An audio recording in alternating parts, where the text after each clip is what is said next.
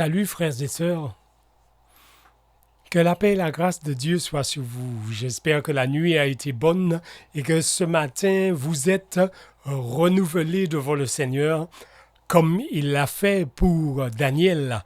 Le Seigneur l'a fortifié pour qu'il puisse entendre, pour qu'il puisse écouter. J'espère que c'est ce que Dieu vient de réaliser dans votre vie pour vous régénérer. Prions. Éternel Dieu Tout-Puissant, Créateur, selon ta promesse, tu nous as donné le Saint-Esprit que tu avais promis. Maintenant, tu l'as dit qu'il te conduira dans toute la vérité. Nous savons que c'est la plénitude de ta présence qui nous scelle. Maintenant, Éternel, viens nous sceller à travers ta parole. Viens te révéler à notre conscience et à notre esprit. Viens nous guider dans ta parole. Nous te réclamons une bénédiction toute particulière pour tous ceux qui écouteront cette vidéo et qui continueront à prier pour cette œuvre. Que ta bénédiction repose sur eux et sur leur famille. Au nom de Jésus-Christ, Amen. Alors nous avons parlé la dernière fois concernant ce rendez-vous fixé à Moïse et à tous les souverains sacrificateurs hébreux à l'époque, mais qui ne devait s'accomplir qu'avec la Odyssée. Dieu, par là, détient un plan dans sa main. Ce plan, il fonctionne d'une manière claire avec son plan. Notez bien que Lucifer ne savait pas qu'il y avait un plan de rédemption. Il l'apprend quand Dieu dit « Je mettrai une inimitié entre toi et la femme ». Il savait que Dieu avait créé Adam et Ève en sa présence, c'est-à-dire avait créé Adam et Ève sans qu'ils voient les détails concernant la création d'Adam et Ève. Quand je dis en sa présence, vous comprenez. Maintenant, Dieu avait fait le séminaire des 7 jours et s'était révélé à eux. Mais en quelque sorte, ils ne savaient pas qu'il y avait un plan. La Bible nous parle d'un plan fait avant la fondation du monde. Et ce plan-là, c'est ce que je vous invite à sonder pour comprendre que Dieu détient toutes les étapes dans sa main.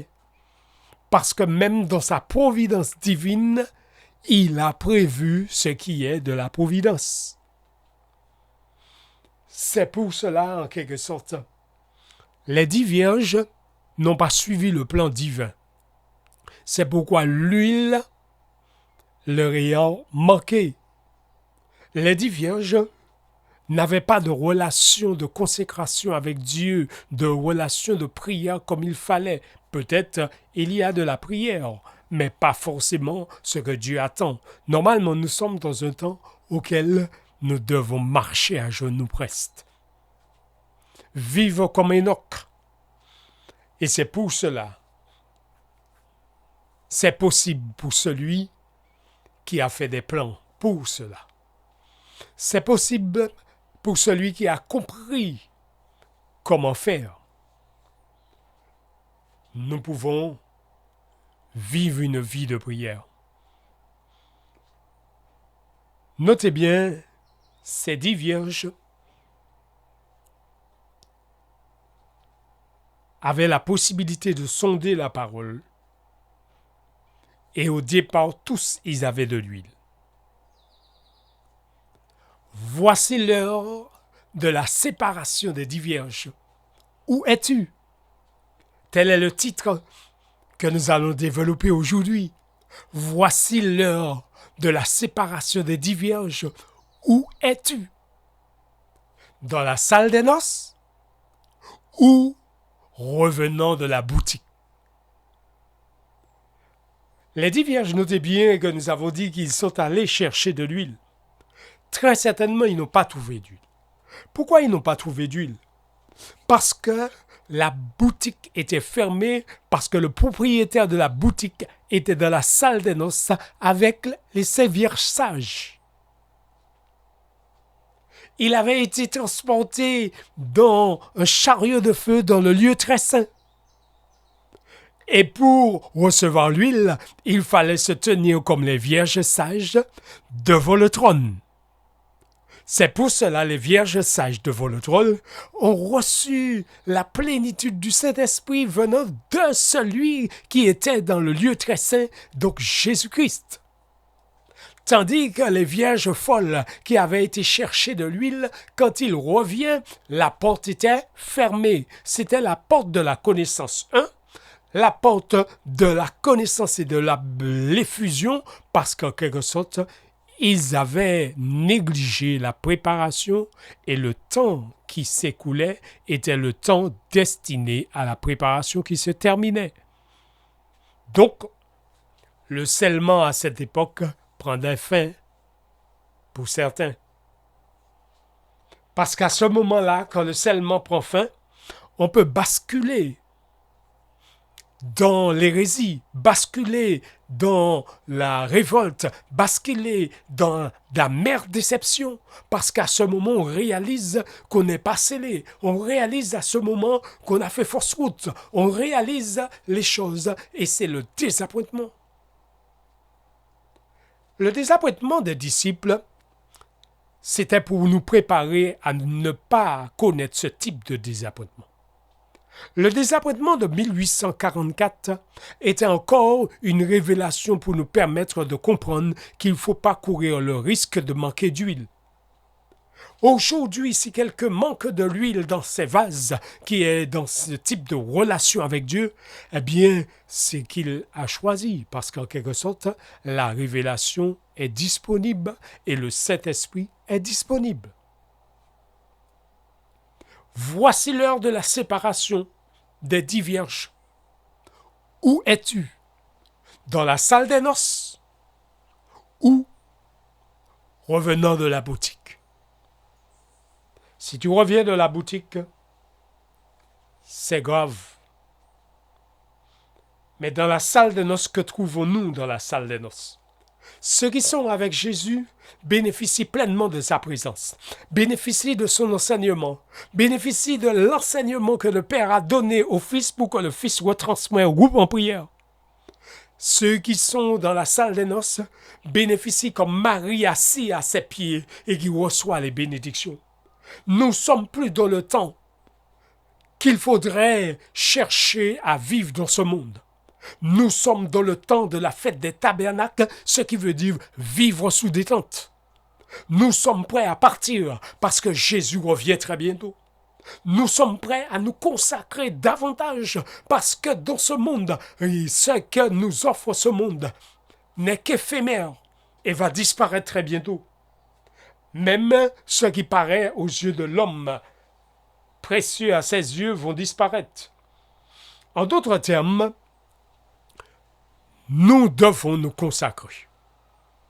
Et je vous invite ce matin à considérer à nouveau ce que nous avons dit concernant ces vierges qui se tiennent devant le trône et qui ne savaient pas que Jésus l'avait quitté. Pourquoi n'ont-ils pas su que Jésus avait quitté le trône? C'est certainement un manque de connaissance. Qu'est-ce qui avait causé ce manque de connaissance? Alors que dans l'esprit de prophétie, voilà ce que nous lisons dans l'esprit de prophétie.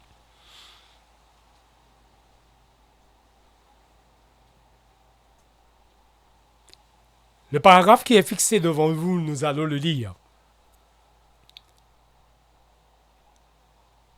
Écoutez ce qui est dit. La venue d'un libérateur tiré de Prophètes et rois à la page 520. Lorsque la volonté de Dieu fut révélée par les prophètes hébreux, Satan voulut approfondir les messages concernant le Messie. Il étudia soigneusement les déclarations qui soulignaient avec une clarté manifeste l'œuvre du Christ parmi les hommes en tant que victime expiatoire et roi triomphant. Dans les rouleaux de parchemin de l'Ancien Testament, il vit que le Messie devait paraître comme un agneau qu'on emmène à la boucherie et que son visage serait défiguré, que son aspect n'avait rien pour plaire. Le Sauveur de l'humanité devait être méprisé et abandonné des hommes, comme homme de douleur et habitué à la souffrance, frappé de Dieu et humilié. Cependant, ce Sauveur devait exercer son pouvoir pour faire droit aux malheureux, pour sauver les enfants du pauvre et pour écraser l'oppresseur. Ces prophéties firent trembler Satan. Pourtant, il ne renonça pas à son projet de combattre la miséricordieuse providence en faveur de la rédemption des pécheurs.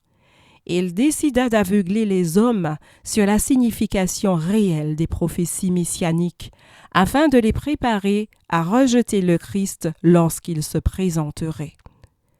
Au cours des siècles qui précédèrent immédiatement le déluge, Satan avait réussi à faire régner sur toute la terre un esprit de rébellion à l'égard de Dieu. Mais les leçons terribles du déluge ne furent pas conservées longtemps dans le souvenir des hommes. Par d'habiles insinuations, Satan poussa peu à peu ceux-ci à une révolte délibérée. Il semblait être à nouveau sur le point de triompher.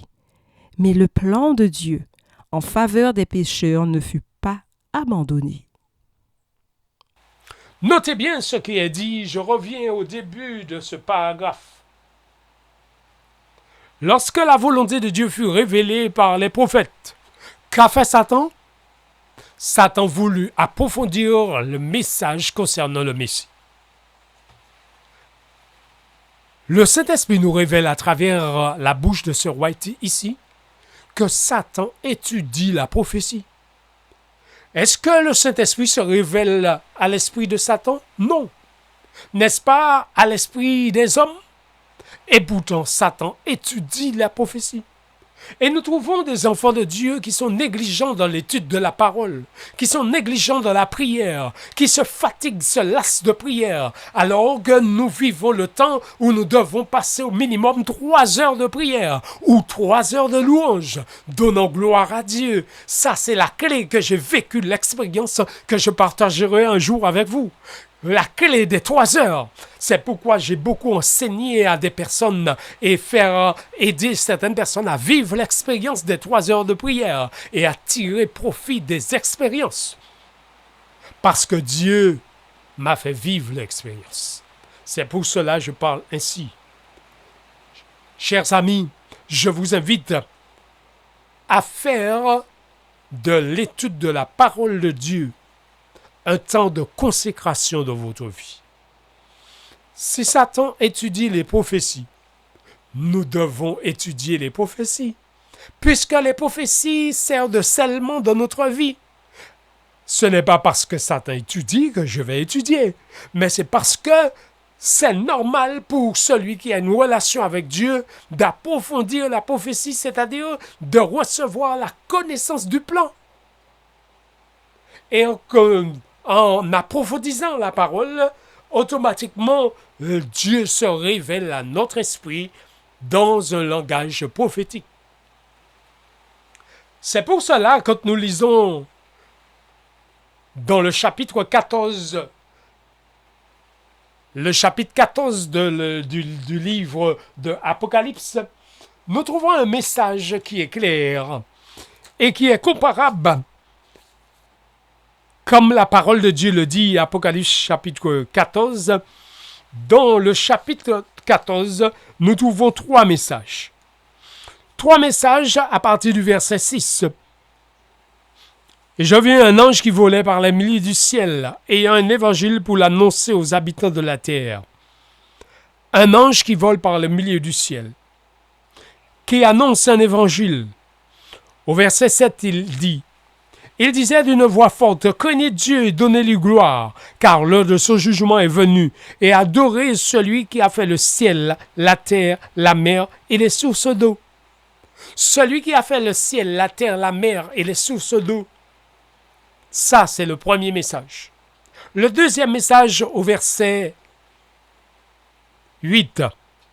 Un autre second ange suivit en disant, « Elle est tombée, Babylone la grande, qui a abreuvé toutes les nations du vin de la fureur de son impudicité. » Deuxième ange porteur de deuxième message. Et un troisième ange qui apporte un avertissement terrible. Et cet avertissement, il est donné à la Odyssée, c'est-à-dire la 7e église. Et un troisième ange suivit en disant, d'une voix forte. Si quelqu'un adore la bête et son image, et reçoit une marque sur le front ou sur sa main, il boira lui aussi du vin de la fureur de Dieu, versé sans mélange dans la coupe de sa colère, et il sera tout monté dans le feu et le souffle devant les saints anges et devant l'agneau. Et la fumée de leur tourment monte au siècle des siècles, et ils n'ont de repos ni jour ni nuit, ceux qui adorent la bête et son image, et quiconque reçoit la marque de son nom. C'est ici la persévérance des saints, qui gardent les commandements de Dieu et la foi de Jésus. C'est ici la persévérance des saints, qui gardent les commandements de Dieu et la foi de Jésus. Notez bien que ces trois messages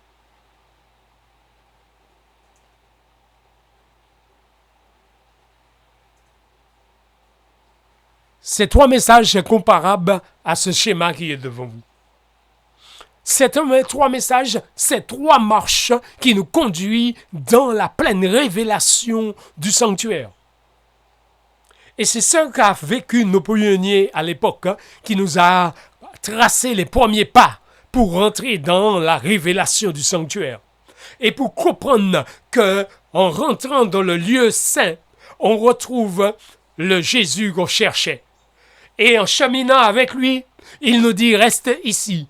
Et il va vers le lieu très saint, ce qui veut dire en quelque sorte, il reçoit les ordres du Père pour le retransmettre. J'ai fait un raccourci, vous le comprenez. Donc notez bien une chose. Ces trois marches sont trois messages qui nous conduisent sur une plateforme inébranlable qui est la plateforme du sanctuaire.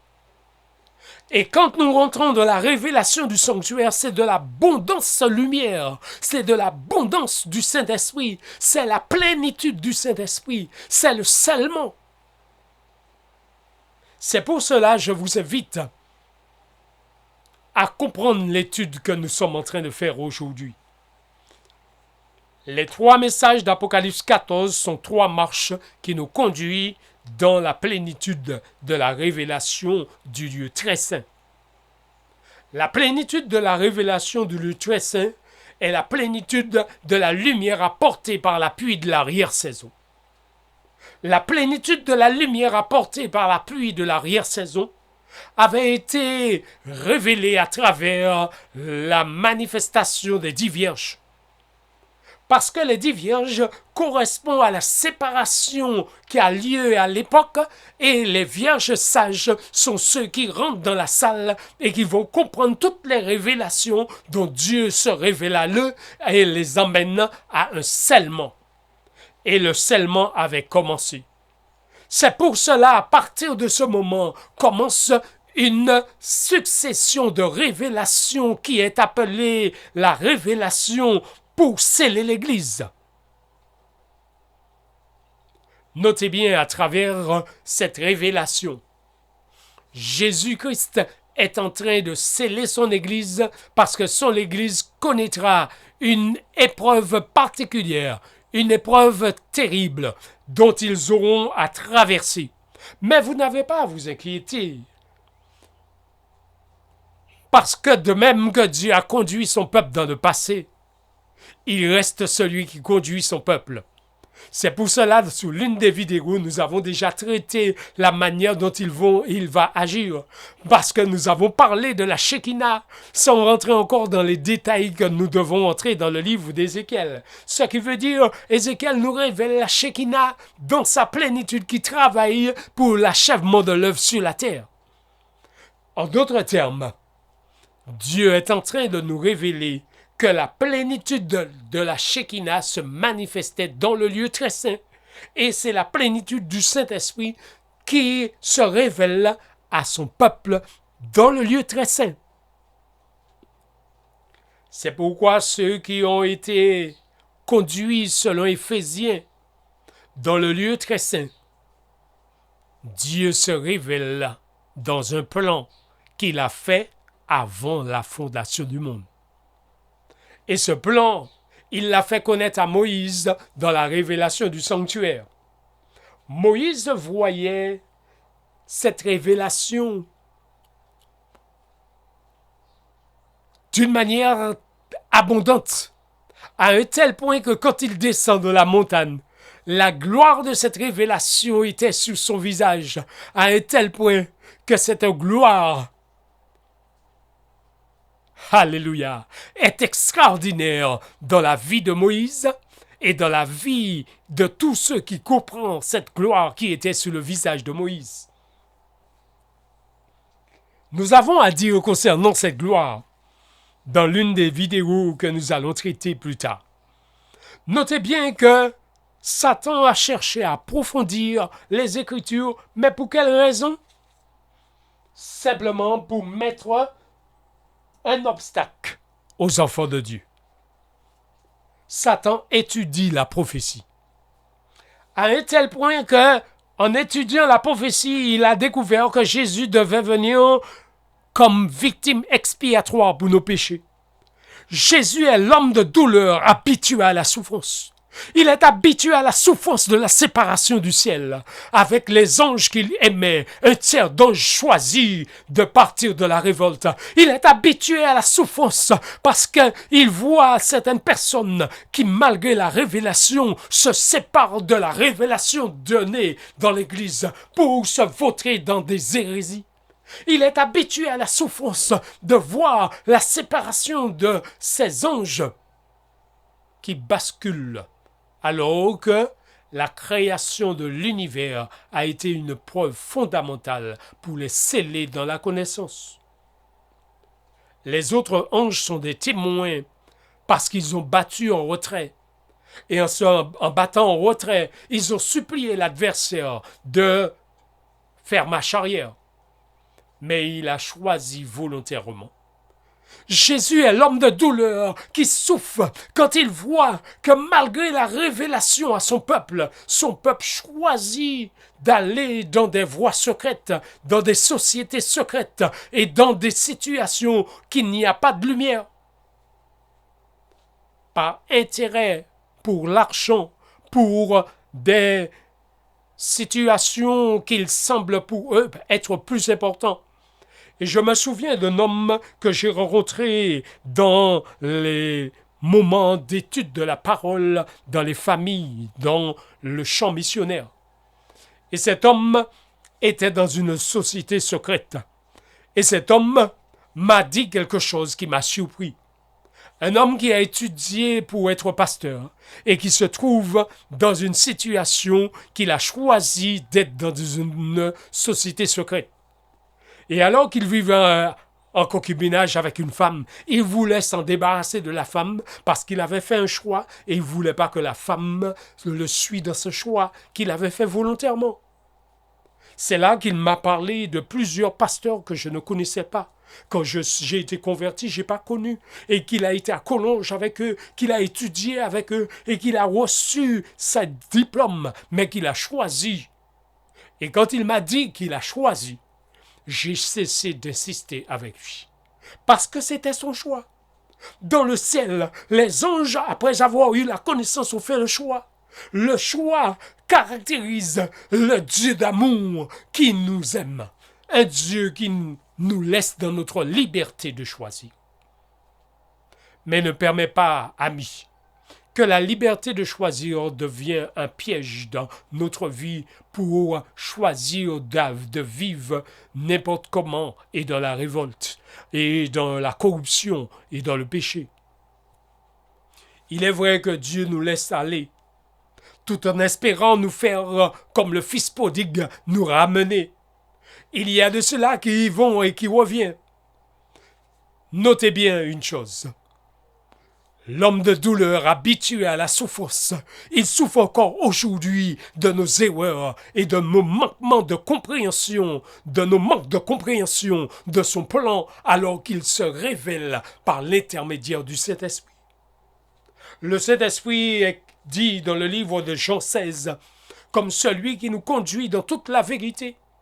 Quand nous lisons Jean chapitre 16, nous comprenons que le plan de la rédemption n'est plus un mystère.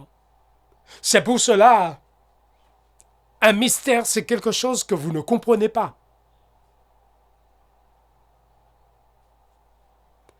J'ai vécu une expérience que je vais partager avec vous ce matin.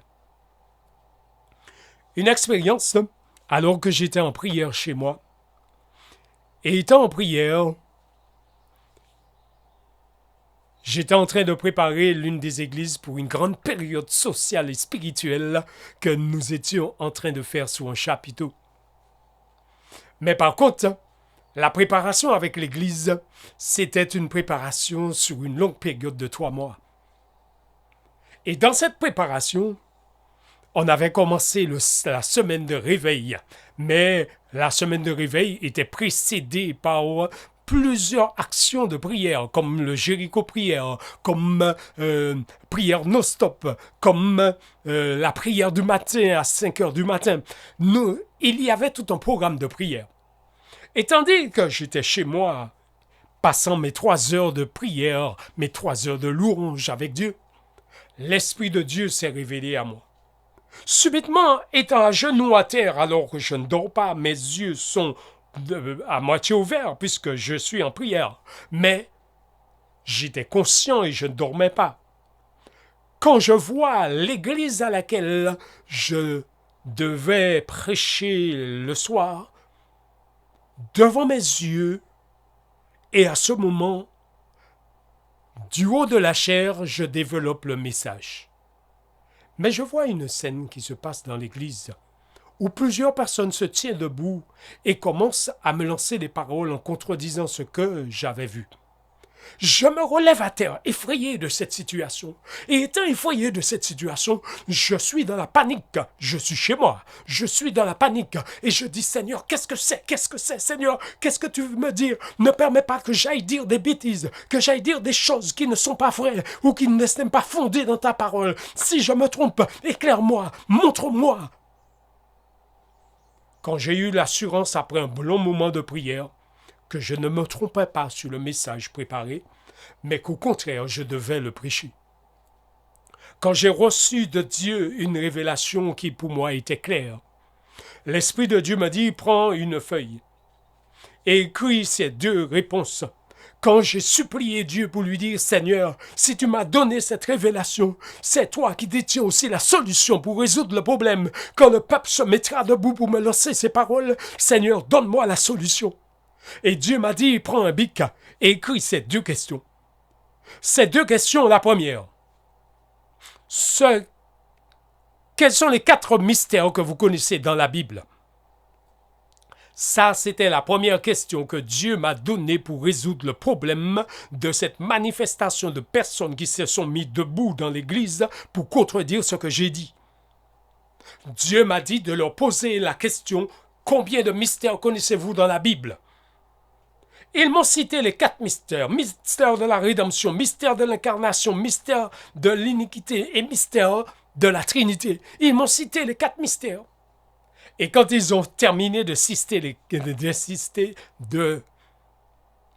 dire les 4 mystères, l'Esprit de Dieu m'a dit, tu poses la 2e question. Et j'ai ajouté juste avant de dire la 2e question, vous m'avez cité 4 mystères et je suis très d'accord avec vous. Mais par contre, de ces 4 mystères, j'enlève 1. Il reste 3. Et là, à ce moment, l'église, les gens qui étaient debout, à peu près une vingtaine de personnes dans l'église, étaient debout. Ils ont réagi à nouveau. Je regarde le pasteur qui était responsable de l'église derrière moi et j'attendais du secours venant de lui. Mais l'Esprit de Dieu ne l'avait pas demandé de me secourir. J'étais en train de le regarder comme si il devait réagir et dire aux membres de s'asseoir et de se taire. J'attendais ça de lui, mais l'Esprit de Dieu ne l'avait pas poussé à le faire. Notez bien une chose, l'Esprit de Dieu était en train de me former en quelque part aussi. J'étais dans le creuset aussi, mais en même temps, Dieu me faisait vivre une expérience très particulière que je partage avec vous aujourd'hui. Quand l'Esprit de Dieu me pousse à poser la 2e question, Dieu m'avait dit ce jour-là, tandis que j'étais en prière, la 2e question, tu vas pointer quelqu'un du doigt et tu vas lui dire, toi, Ce qui est pour toi un mystère peut-il être forcément un mystère pour quelqu'un d'autre? Dieu m'a donné la deuxième question pour résoudre le problème. Toi, en pointant du doigt quelqu'un, ce qui est pour toi un mystère peut-il être un mystère pour quelqu'un d'autre? Et quand j'ai dit ça, tous ces gens qui s'étaient mis debout, l'une après l'autre, se sont assis. Et là, à ce moment, j'entends un frère au fond de la salle, qui, poussé par le Saint-Esprit, dit « Mon frère, dis-nous ce que le Saint-Esprit a dit, dis-nous ce que le Saint-Esprit a dit, dis-nous ce que le Saint-Esprit t'a dit pour l'Église. » Et là, à ce moment, j'étais rassuré. Et là, je me suis souvenu des deux questions que Dieu m'avait données. Et là, j'ai pris les deux questions. Et là, j'étais dans l'assurance que Dieu était au contrôle. Chers frères et sœurs, cette expérience m'a ancré davantage dans l'action du Saint-Esprit qui gère son œuvre. Quelques années après,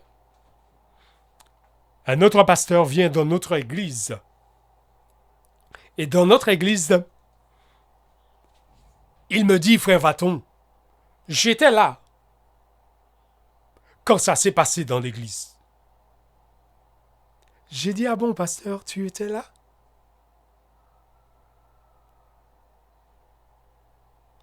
Eh bien, Dieu t'a mis comme témoin pour justifier à mes frères qui m'écoutent là aujourd'hui que ce que je dis est vrai.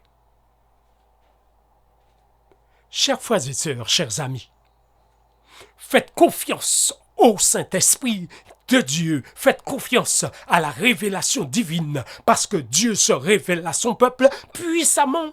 Parce que nous sommes dans la phase du sanctuaire, dans le lieu très saint où la Shekinah se manifeste, qui est la plénitude de l'Esprit. Ces trois marches nous conduisent dans cette plateforme inébranlable qui est le lieu très saint. Et notez bien quand la Odyssée termine son message, l'ange qui a parlé dans le chapitre d'Apocalypse 14, notez bien comment il termine son message. Il termine son message avec ce qui est dit dans le verset 12. C'est ici la persévérance des saints qui gardent les commandements de Dieu et qui ont la foi de Jésus. Notez bien la manière que c'est dit. C'est ici. Quand l'ange dit c'est ici, il pointe du doigt le sanctuaire pour dire c'est ici que vous allez recevoir la plénitude de la révélation. C'est ici que vous allez recevoir l'action du Saint-Esprit qui va agir. C'est ici dans le lieu très saint que vous allez recevoir la Shekinah parce que c'est là le rendez-vous où Jésus reçoit les ordres et retransmet à l'Église dans la révélation du Saint-Esprit. C'est pour cela que je vous invite, amis, à faire confiance à l'action du Saint-Esprit qui vous conduit dans toute la vérité. Dans le livre de Romains, chapitre 16, notez bien qu'il l'est dit, et ce jour-là, dans cette expérience vécue à l'Église, je leur ai dit, allons dans Romains, chapitre 16. Et c'est là que certaines personnes sont venues me voir après pour me dire, frère Vaton, c'est la première fois que je découvre dans le texte clairement dit que la rédemption n'est plus un mystère. C'était un mystère caché pendant des siècles, mais révélé par les écrits des prophètes, révélé à ces saints. Ce qui veut dire, ce n'est plus un mystère. Et c'est pour cela, je leur avais dit, vous m'avez cité les 4, mais j'enlève un. C'est pour cela, je leur avais dit, le Saint-Esprit m'a révélé clairement que le mystère de la rédemption, c'est un mystère révélé dans le plan fait avant la fondation du monde. C'est pour cela, j'insiste, frères et sœurs, avec vous, que Dieu a un plan dans sa main qu'il révèle à l'Église et nous devons prendre connaissance du plan pour agir selon le plan divin et non pas selon notre plan. Pourquoi l'évangélisation semble retardée? C'est parce que nous agissons dans nos propres plans, mais non pas dans le plan divin. Le plan divin est bien révélé. Le plan divin est révélé clairement dans ce que nous appelons le plan de la rédemption. Il y a un sujet qui va suivre, dont nous allons parler pleinement de ces trois plans. Et ces trois plans, nous verrons des choses extraordinaires parce que Dieu se révèle puissamment à l'Église d'aujourd'hui parce que la connaissance augmentera, dit-il, et il se révèle à travers cette connaissance pour nous dire de nous préparer car la fin du scellement est là. Je vous invite, amis, à vous préparer sérieusement. Les trois marches nous conduisent dans la gloire, dans la plénitude de la gloire. C'est pour cela, Apocalypse chapitre 18, verset 1er nous dit « Et je vis un ange descendu du ciel, et la terre fut éclairée de sa gloire. » Nous disons que cet ange, c'est l'appui de l'arrière-saison. Nous disons que cet ange apporte une révélation que le Saint-Esprit va sceller l'Église avec. Notez bien une chose. Cette plénitude avait été déjà dit par Habakkuk. La terre sera remplie de la connaissance de la gloire de l'Éternel comme le fond de la mer par les eaux qui la couvrent. Habakkuk avait déjà dit cela. Et en 1844, l'accomplissement est là. Donc en d'autres termes, Dieu avait donné un rendez-vous qu'il a tenu parole. Satan étudie les prophéties pour connaître. Mais le peuple de Dieu, c'est à votre esprit, à notre esprit, que Dieu se révèle là. Donc pourquoi Satan aurait eu la connaissance pour contrecarrer le plan et non pas nous la connaissance pour triompher? Je vous invite à triompher.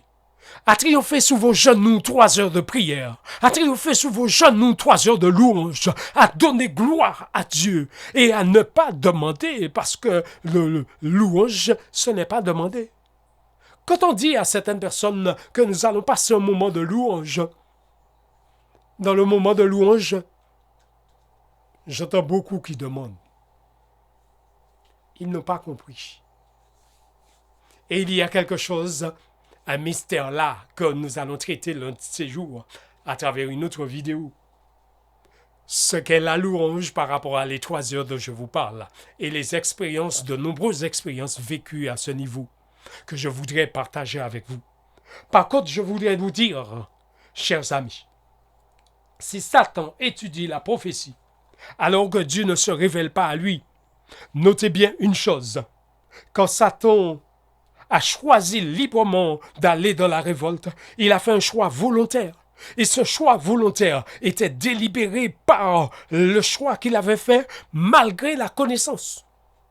Dieu nous a révélé que seuls ceux qui passent du temps à prière et à genoux pourront traverser la tempête d'hérésie et être prêts et paraître debout devant le Fils de l'homme, devant le Roi des rois et le Seigneur des seigneurs, pour être plus précis.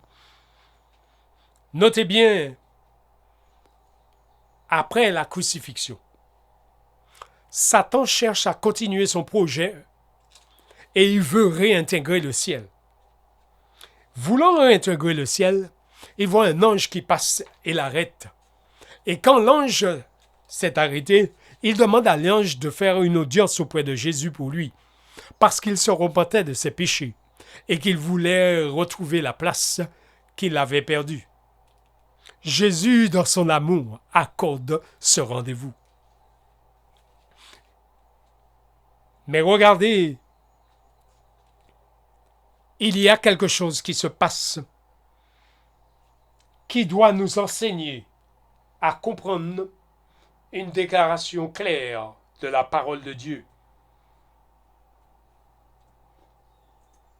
Et je vous invite à considérer ce texte de l'Esprit de prophétie qui est devant vous. Satan cherche à être réintégré. Satan tremblait en considérant son œuvre.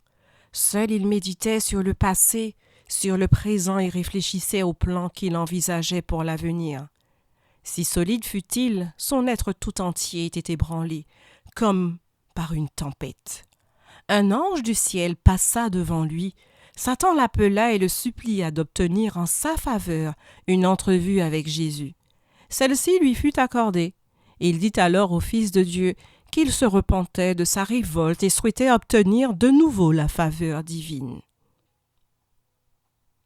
Il voulait reprendre la place que le Très-Haut lui avait assignée auparavant et se soumettre à son autorité empreinte de sagesse. Voyant le désespoir de Satan, Jésus pleura.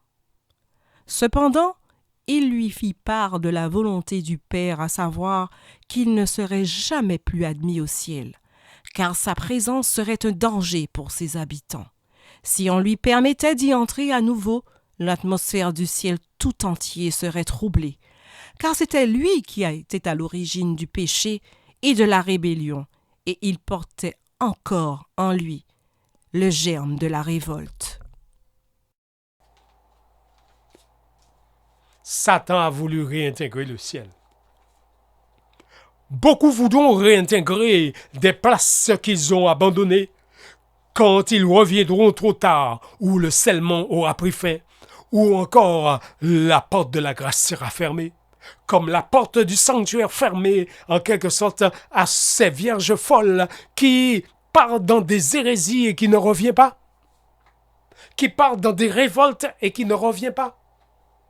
En d'autres termes, Satan a voulu réintégrer le ciel, pas pour se repentir, mais pour poursuivre son œuvre de destruction dans le ciel.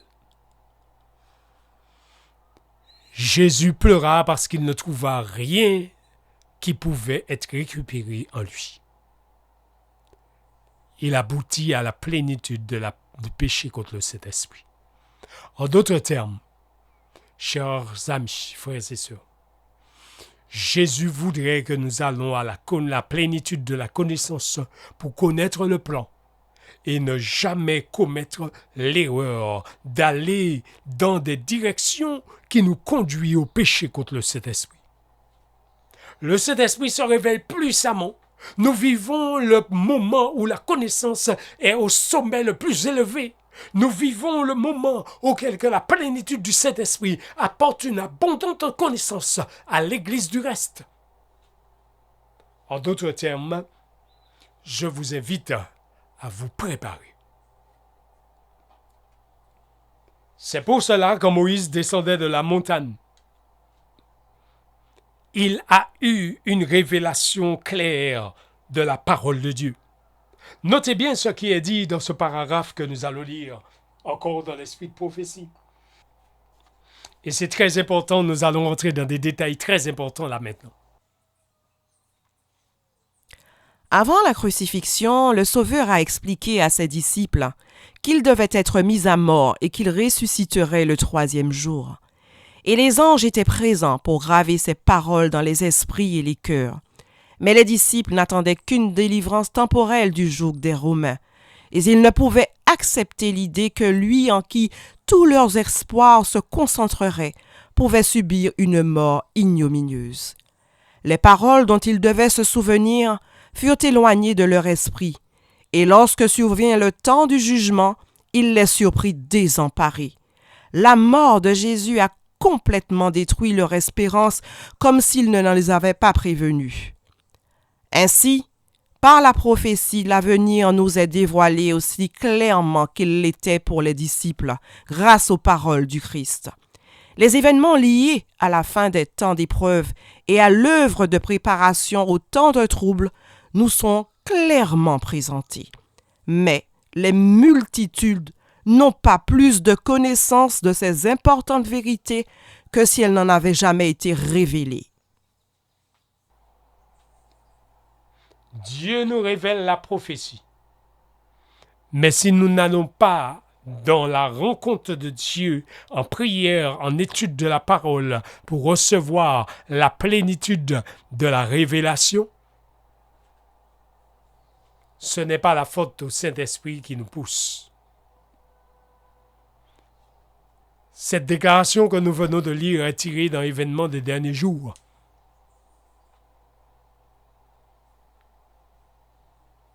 Pour nous dire qu'avant la crucifixion, Dieu a envoyé le message du scellement. De même, avant la fin du scellement et avant le début de la persécution finale, Dieu a envoyé un message de scellement.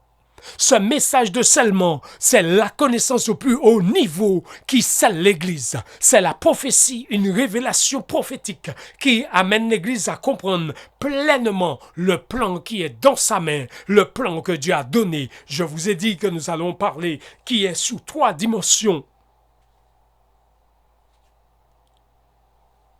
Les anges étaient présents, nous dit le Saint-Esprit, pour graver dans leur esprit comme il le fait pour le scellement. Mais quand vient la tribulation, quand vient l'épreuve, il semblerait pour eux qu'ils n'ont pas dans leur mémoire ce qu'ils avaient appris. Ceci nous révèle quelque chose. C'est l'absence d'huile qui cause ce problème. Parce que ce qu'ils avaient appris est toujours à travers celui qui les avait enseignés, qui est le Saint-Esprit qui habite en eux. Le manque d'huile montre en quelque sorte que les choses peuvent s'effacer dans notre esprit. Mais le Saint-Esprit qui rappelle ce que nous avons appris est celui qui se révèle à travers la connaissance. En d'autres termes, le Saint-Esprit est celui qui grave la connaissance, que ce soit par une révélation prophétique, ou par un sermon que vous avez entendu, ou par l'étude de la parole. Mais le Saint-Esprit va graver ce que nous avons appris. Donc, d'où la nécessité de la relation avec Dieu dans l'œuvre du Saint-Esprit, parce que le Saint-Esprit est celui qui est la personne de Jésus, mais Jésus dépouillé de l'enveloppe humaine, qui embarrasse, qui limite, mais il est la plénitude de l'Esprit qui se trouve en toi, ami. Ne doute jamais, si tu as fait les préparations qu'il fallait, ne doute jamais de la présence de l'Esprit dans ta vie. Beaucoup de personnes poussent à douter, poussent les autres à douter. Mais en quelque sorte, restez confiants que le Saint-Esprit est celui qui vous a été promis et qui est disponible dans sa plénitude. C'est pour cela qu'il est dit beaucoup attendent l'appui d'arrière-saison comme un événement futur. Mais ils peuvent le recevoir maintenant, dit le Saint-Esprit par la bouche de Sir White. Le Saint-Esprit, c'est la 3e partie de l'œuvre. C'est la 3e partie du plan de la rédemption. Il se révèle puissamment à l'Église, de manière que l'Église soit prête. Et c'est pour cela, avant la crucifixion, il s'est révélé aux Hébreux, il s'est révélé aux hommes qui ont vécu l'étape. Aujourd'hui, nous nous arrêtons ici dans l'étude de la parole aujourd'hui. Et nous allons poursuivre là où nous sommes arrêtés, pour aller dans les détails concernant cette déclaration. Que la paix et la grâce de Jésus-Christ reposent sur vous. Passez une bonne journée. Restez connectés. Restez dans la prière. Passez du temps avec Dieu dans la prière. Parce que vous avez droit à l'arbre de vie et recevoir l'abondance de la connaissance. C'est la connaissance au top niveau, c'est la connaissance au plus haut niveau pour le scellement d'aujourd'hui. Que la grâce de Dieu vous accompagne. Amen.